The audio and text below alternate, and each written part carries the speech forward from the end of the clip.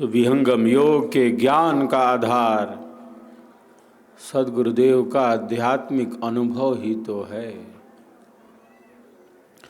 अजगुरु की छाया पड़े, अजगुरु की छाया पड़े, सद्गुरु पद अधिकार, विद्या पढ़ गुरु नहीं बने, महाकठिन व्यवहार, महाकठिन व्यवहार। यह ज्ञान की विशिष्ट परंपरा है, जो हमारे देश की परंपरा है।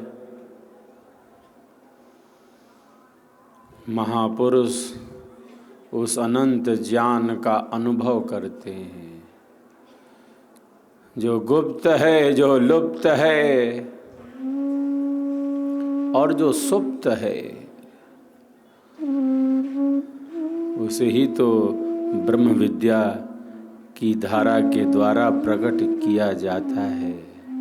जो ब्रह्म विद्या की ज्ञान की धारा है, वही तो सरस्वती की धार है, वही तो ब्रह्म विद्या की धारा है। आचार्य श्री प्रथम लिखते हैं ऐसा स्वरवेद भाष्य में।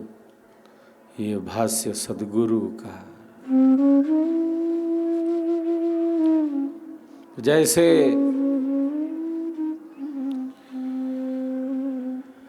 ईश्वर नित्य है, सनातन है, सहज है,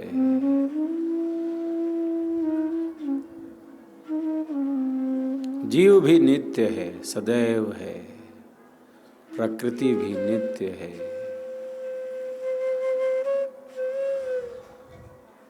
सद्गुरु भी नित्य है, काल भी नित्य है, अक्षर भी नित्य है। प्रकृति रूपी वृक्ष पर दो पक्षी बैठे हुए हैं। वृक्ष है प्रकृति का, दो पक्षी पेड़ पर बैठे हुए हैं। एक जो पक्षी है वो फलों को खा रहा है, फल उसे प्रिय है, फल उसे भोगना है, फल उसे प्राप्त करना है, फलों में वो आसक्त है।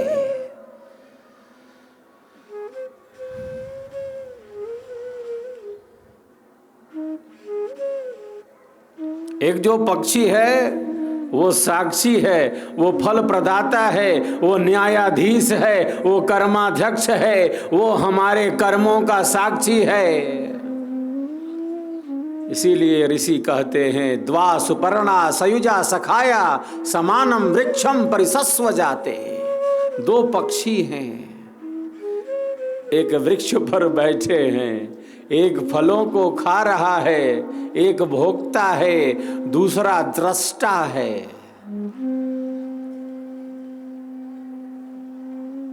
जो हमारे कर्मों को जानता है वही हमारे कर्मों के अनुसार हमें फल देता है। तो वृक्ष है संसार का, प्रकृति का वृक्ष है। और इस वृक्ष पर जीवात्मा परमात्मा रूपी दो पक्षी बैठे हैं। परमात्मा तो सर्वत्र है, वो तो सच्चिदानंद है। प्रकृति का केवल अस्तित्व है, प्रकृति का केवल अस्तित्व है। ये संसार का, प्रकृति का, सृष्टि प्रलय जिसका धर्म है, केवल इसका अस्तित्व है। प्रकृति सत है, इसका एग्जिस्टेंस है, सत है, अस्तित्व वाली है।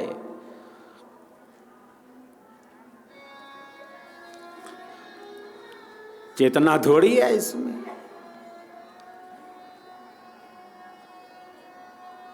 चेतना दिख रही है तो वो कहाँ से दिख रही है?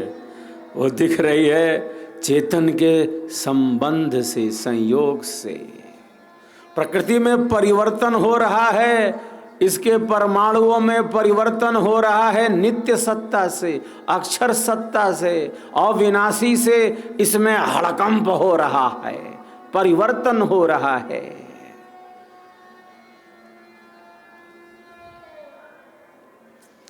सृष्टि के रहस्यों को खोजने वाले दुनिया के सबसे बड़े वैज्ञानिक रहे स्टीफन हॉकिंग। वो कहते हैं सृष्टि के पीछे कंपन है, सृष्टि के पीछे थर्राहट है।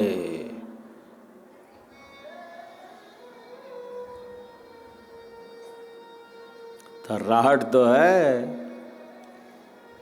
कंपन तो है, लेकिन ये कंपन किसका है, ये कंपन किसका है, इसकी भूमिका को वे स्पष्ट नहीं कर सके। वे रिसर्च कर रहे हैं, फिर से खोज रहे हैं। अरे हमारे ऋषियों ने, हमारे भारत देश के ऋषियों ने, महापुरुषों ने सर्च पहले ही कर लिया है, पहले ही सर्च कर लिया है। ये रिसर्च कर रहे हैं, फिर से दोबारा खोजो। पहले नहीं खोजा क्या किसने? आप रिसर्च कर रहे हैं ना, सर्च के बाद ना रिसर्च। सर्च हो चुकी है। हमारे ऋषियों ने, महर्षियों ने, हमारे अमर सद्गुरुदेव ने साधना की अतल गहराई में पहुंचकर सर्च कर लिया, ढूंढ लिया, खोज लिया, जान लिया, अनुभव कर लिया।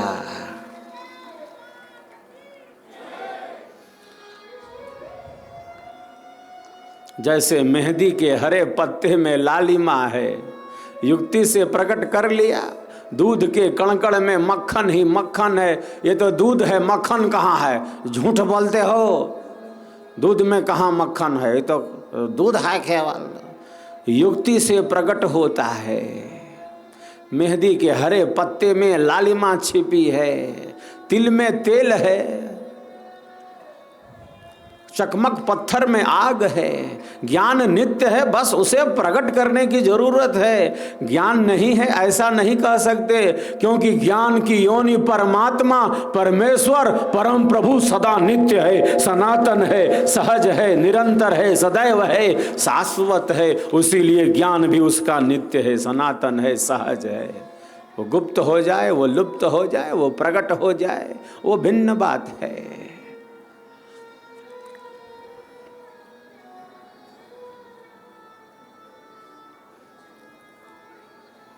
कहते हैं कंपन है, किसका है? ये जड़ का है कंपन। ये कंपन कहाँ से हो रहा है? इसकी भूमिका को वे स्पष्ट नहीं कर पाए, सद्गुरु स्पष्ट करते हैं। हम सबों के परमाराध्य सद्गुरु भगवान साधना की अतल गहराई में पहुंचकर स्पष्ट करते हैं। सर्च कर लिया ना, ढूंढ लिया, जान लिया, देख लिया, पा लिया, गहरे पानी में उतरकर रत्नों को चुन लिया।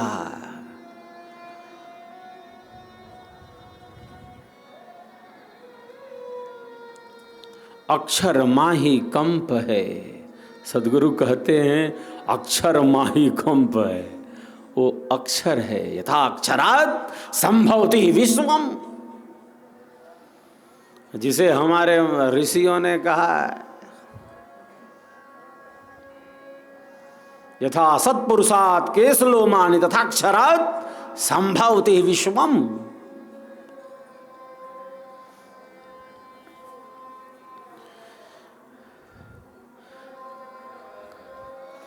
ये जो कंप है प्यारे, ये जो कंप है, ये कंप जड़ का नहीं है, ये कंप अक्षर का है, ये अविनाशी का कंप है, ये नित्य का, जिससे सृष्टि हो रही है, प्रलय हो रहा है। अक्षर माही कंप है, माया योग विकास सृष्टि के प्रादुर्भाव है। अक्षर जग प्रकाश, अक्षर सह सद्गुरु की वाणी है। अक्षर से ही ये उजियारा है, ये प्रकाश है। अरे अविनाशी है, ये नित्य है, सनातन है, ये चलावनहार है। एक सकल असकंब है, एक चलावनहार, बद्ध मुक्त तत्व एक है। एक छोड़ावनहार। तो जो बद्ध है वह जीव है,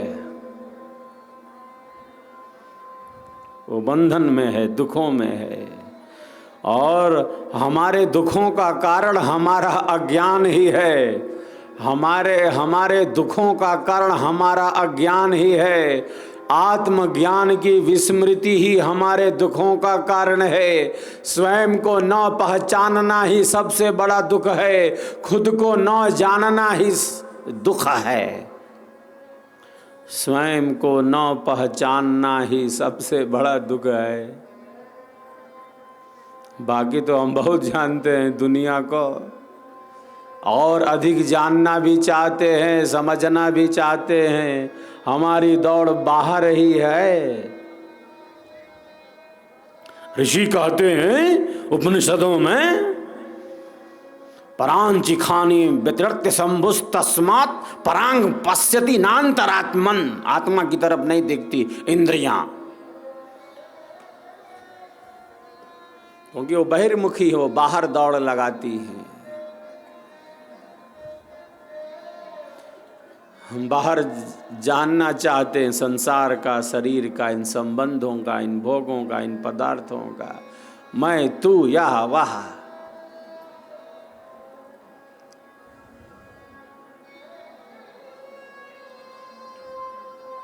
हमारे दुखों का कारण हमारा अज्ञान है। आत्मज्ञान की विस्मृति ही हमारे दुखों का कारण है। खुद को न पहचानना ही सबसे बड़ा दुख है। हमारे ऋषियों ने, आचार्यों ने, महर्षियों ने हमें ऐसा निर्देश दिया। दुख कारण अज्ञान है। महर्षि पतंजलि कहते हैं प्रथम क्लेश अविद्या का क्लेश है, जो मूर्धन्य क्लेश है। क्लेश वे होते हैं जो दुख उत्पन्न करते हैं, और प्रथम जो क्लेश है वो अविद्या का है। अनित्या शुचि दुखानात्मसु नित्य शुचि सुखात्मक्यातिर अविद्या।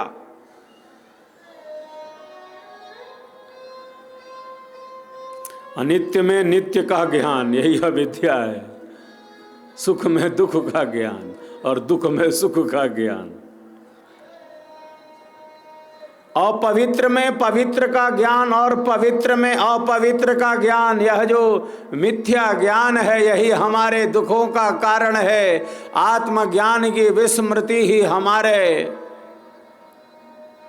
दुखों का कारण है। खुद को न पहचानना सबसे बड़ा दुख है, क्योंकि हम बाहर अधिक दौड़ लगा रहे हैं। हमारी गति बहिर्मुखी है, हमारी शक्ति बिखर रही है, बाहर ही दौड़ती जा रही है। मने सुरतिले उड़त है, बाहर दृश्य पसार। जीव भूले निज रूप को, भटकी रहे संसार।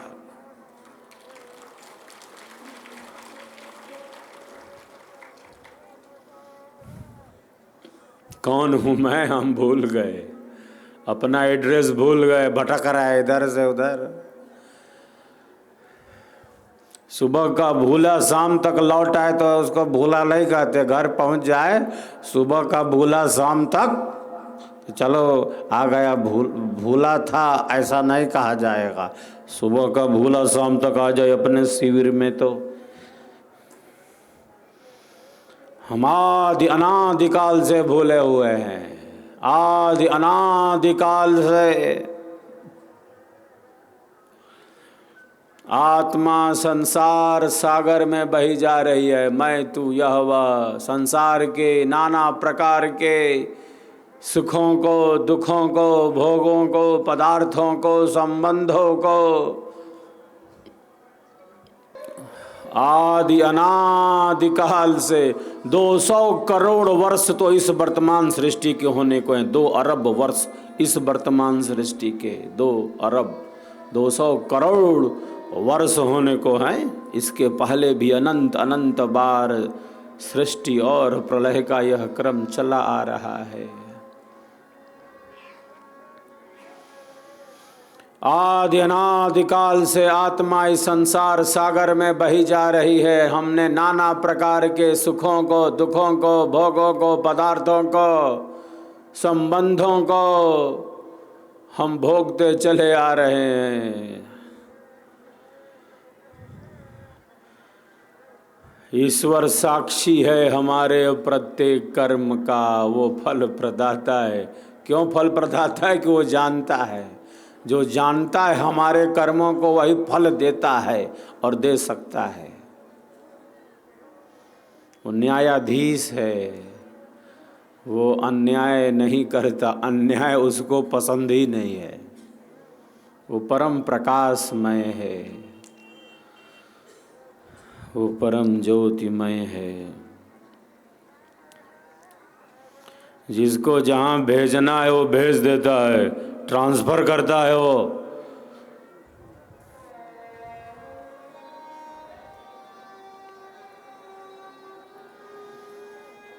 जिसको जहाँ भेजना है वो भेज देता है। जिस शरीर में जहाँ भेजना है वो भेज देता है। क्यों? क्योंकि वो न्यायाधीश है, अन्याय पसंद नहीं उसको। एको देवः सर्वभूतेषु गूढ़ः सर्वव्यापी सर्वभूतांतरात्मा कर्माध्यक्षः सर्वभूताधिवासः साक्षी चेता केवलो निर्गुणश्च, केवलो निर्गुणश्च। वही साक्षी है, कर्म फल प्रदाता है। वो दुख नहीं देता, उसके पास दुख है नहीं। प्रकृति का तो केवल अस्तित्व है। जीवात्मा सच्चित है, अस्तित्व है और चेतना है। परमात्मा सच्चिदानंद है, वो सच्चिदानंद प्रभु है हम सबका। अस्तित्व है, चेतना है और केवल अस्तित्व ही नहीं है उसका। अस्तित्व तो हमारा भी है, लेकिन हमें उसका बहुत कहाँ। अस्तित्व तो प्रकृति का भी है जो जड़ है। तो परमात्मा का अस्तित्व है और केवल अस्तित्व ही नहीं, वो चेतना है। और केवल चेतना ही नहीं, हमारे ऋषि कहते उपनिषदों में, चेतनस चेतना नाम एको बहुनाम यो विदधाति कामाम। केवल चेतन होता तो चलो चेतन है, हम भी चेतन हैं। चेतन चेतना नाम एको बहुनाम यो विदधाति कामान। चेतनों का भी चेतन है, चेतनस चेतना नाम। केवल अस्तित्व ही नहीं, केवल चेतना, परम चेतना ही नहीं, बल्कि जो सर्व प्रमुख है वो आनंद है। परमात्मा आनंदमय है, परमात्मा शांतिमय है। दुख उसे छू नहीं सकता। हम दुखों से पीड़ित हैं, प्रताड़ित हैं, दुखी हैं, संसार में पिसे जा रहे हैं। मैं तू, यह वह, मेरा तेरा। वो नित्य है, सनातन है, सहज है, निरंतर है, सदैव है, शाश्वत है, परमानंदमय है। दुख उसे छू नहीं सकता। ऋषि कहते हैं, देखो प्रमाण सुनो, ऋषि क्या बोलते हैं, समाधि सुसुप्ति मोक्षेषु ब्रह्म रूपता।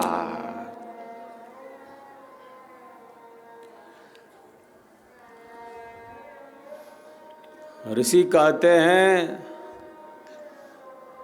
परमात्मा में दुख नहीं है, दुख छू नहीं सकता। वो कहाँ दुख देगा हमें? उसके पास दुख है नहीं तो दुख देने के लिए बैठा है क्या? वो आनंद स्वरूप है, वो परमानंद स्वरूप है। वो केवल कर्मों का फल देता है, वो दुख दे नहीं सकता। दुख देना है नहीं उसका काम, उसके पास दुख है ही नहीं।